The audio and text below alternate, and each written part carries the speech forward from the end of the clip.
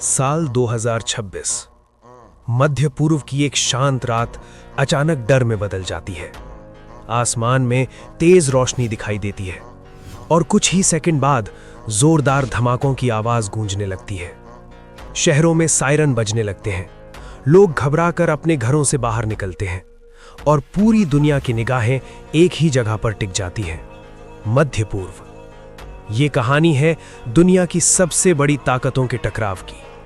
एक तरफ है ईरान और दूसरी तरफ दुनिया की सबसे बड़ी सैन्य शक्ति यूनाइटेड स्टेट्स। लेकिन इस संघर्ष को समझने के लिए हमें इतिहास में थोड़ा पीछे जाना होगा। दुश्मनी की शुरुआत 1970 के दशक तक ईरान और अमेरिका के बीच काफी अच्छे संबंध थे, लेकिन 1979 में एक ऐसी घटना हुई जिसने सब कुछ बदल दिया। इसे इतिहास में कहा जाता है ईरानियन रेवोल्यूशन। इस क्रांति के बाद ईरान के राजा की सत्ता खत्म हो गई और एक नई इस्लामी सरकार बनी। नई सरकार का रुख अमेरिका के खिलाफ था। इसी दौरान तेहरान में अमेरिकी दूतावास पर कब्जा कर लिया गया और कई अमेरिकी नागरिकों को बंधक बना लिया गया। इस घटना ने दोनों देशों के रिश्तों को हमेशा के लिए बदल दिया। परमाणु कार्यक्रम का विवाद। समय के साथ एक और बड़ा विवाद सामने आया। ईरान ने अपना परमाणु कार्यक्रम तेज कर दिया।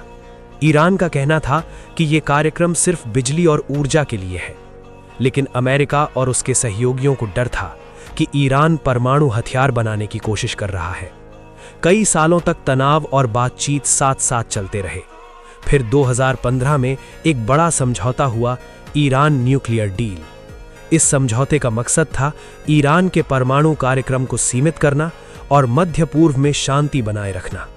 लेकिन कुछ ही सालों बाद यह समझौता कमजोर पड़ गया और तनाव फिर बढ़ने लगा। मध्य पूर्व में छुपी हुई जंग। इसके बाद मध्य पूर्व में एक तरह का छुपा हुआ युद्ध शुरू हो गया। सीधे युद्ध की जगह गुप्त ऑपरेशन, साइबर हमले और छोटे छोटे सैन्य हमले होने लगे। इस संघर्ष में एक और देश महत्वपूर्ण भूमिका निभा रहा था, इजराइल। इजराइल लंबे समय से ईरान के परमाणु कार्यक्रम का विरोध करता रहा है। वहीं दूसरी तरफ ईरान के समर्थित कई संगठन भी सक्रिय थे। इनमें से एक सबसे प्रसिद्ध संगठन है हिजबुल्लाह। लेबनान, सीरिया और इराक जैसे क्षेत्रों में इन संगठनों की गतिविधियां बढ़ने लगी। तनाव धीरे धीरे खतरनाक स्तर तक पहुंच रहा था। बड़ा हमला और युद्ध की शुरुआत। फिर एक दिन मध्य पूर्व से अचानक बड़ी खबर आई। रिपोर्ट्स के अनुसार ईरान के कई सैन्य ठिकानों पर अचानक हवाई हमले किए गए। इन हमलों में मिसाइल बेस, सैन्य अड्डे और कुछ महत्वपूर्ण सरकारी इमारतें निशाने पर थीं। कुछ ही घंटों के अंदर ईरान ने जवाबी कार्रवाई शुरू कर दी। सैकड़ों मिसाइलें और ड्रोन आसमान में दिखाई देने लगे। अब यह साफ हो चुका था, यह सिर्फ तनाव नहीं रहा, यह एक वास्तविक सैन्य संघर्ष बन चुका था। ईरान के शीर्ष नेता पर हमला। इसी दौरान एक और चौंकाने वाली खबर सामने आई। कई रिपोर्ट्स में दावा किया गया कि एक हमले में ईरान के सबसे शक्तिशाली नेता अली खामनई को निशाना बनाया गया।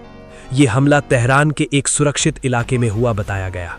कुछ रिपोर्ट्स में कहा गया कि इस हमले में कई बड़े सैन्य अधिकारी भी मारे गए। हालांकि इन खबरों की पूरी तरह स्वतंत्र पुष्टि नहीं हो पाई, लेकिन इस खबर ने पूरे मध्य पूर्व में तनाव को और बढ़ा दिया। ईरान में बड़े पैमाने पर विरोध प्रदर्शन शुरू हो गए। सरकार ने इसे देश की संप्रभुता पर हमला बताया।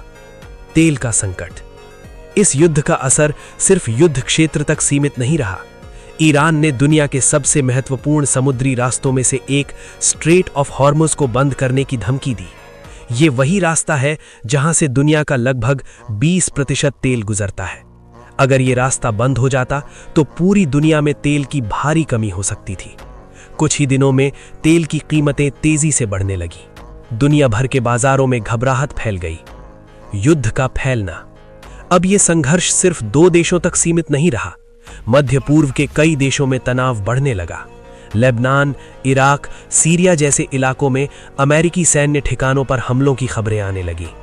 कई विशेषज्ञों ने चेतावनी दी कि अगर यह संघर्ष और बढ़ा तो यह पूरे क्षेत्र को युद्ध में झोंक सकता है। दुनिया की चिंता। दुनिया के कई बड़े देश इस संघर्ष को रोकने की कोशिश करने लगे। संयुक्त राष्ट्र ने दोनों पक्षों से शांति की अपील की, क्योंकि अगर ये युद्ध बढ़ता तो इसका असर पूरी दुनिया पर पड़ सकता था। विशेषज्ञों का कहना था कि ये संघर्ष दुनिया की अर्थव्यवस्था और वैश्विक राजनीति को बदल सकता है। अंत, आज भी मध्य पूर्व में हालात पूरी तरह शांत नहीं है।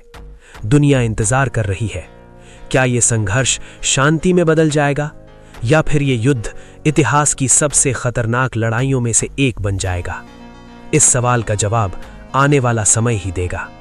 आगे की जानकारी के लिए हमारे चैनल को सब्सक्राइब जरूर करें, वीडियो को और अपने दोस्तों के पास शेयर करें ताकि लोगों को ज्यादा से ज्यादा जानकारी मिल सके। तब तक के लिए जय हिंद, जय भारत।